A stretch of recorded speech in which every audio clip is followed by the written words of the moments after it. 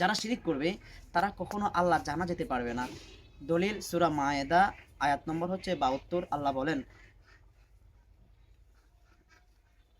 ইন্নাহু মান ইউশরিক বিল্লাহ, নিশ্চয় যে আল্লাহর সাথে শিরিক করে, ফাকাদ হারামাল্লাহু আলাইহিল জান্নাতা, অবশ্যই আল্লাহ তার উপর জান্নাত হারাম করে দিয়েছেন। ওমা ওয়াহুন নার, এবং তাদের ঠিকানা হলো জাহান্নাম। ওমা আলিজ জালিমিনা মিন আনসার, এবং জালেমদের জন্য কোনো সাহায্যকারী থাকবে না। তো আপনি কি জালেমের পক্ষে নাকি মাজলুমের পক্ষে? জালেমের পক্ষে হয়েন না। জালেম কারা? দেখেন, আপনি যদি আল্লাহর ইবাদত বন্দেগী না করেন তাহলে আপনি জালেম। আপনি জালেম কেন? আল্লাহ আপনাকে খাওয়াইলো দাওয়াইলো অনেক কিছু করলো, আপনি আল্লাহর ইবাদত করলেন না, তাহলে আপনি জালেম। আপনার সন্তানকে আপনি লালন পালন করলেন, বড় করলেন, কিন্তু আপনার সন্তান আপনার কথা শুনলো না, তাহলে আপনার উপর জুলুম করলো। ঠিক তেমনি আল্লাহ আমাদেরকে লালন পালন করতেছেন, খাওয়াইতেছেন, আল্লাহর কথা মানতেছি না, তাহলে এটা কিন্তু আল্লাহর উপর জুলুম করা হয়। আর এই জালেমদের জন্য কিয়ামতের ময়দানে কোনো সুপারিশকারী থাকবে না।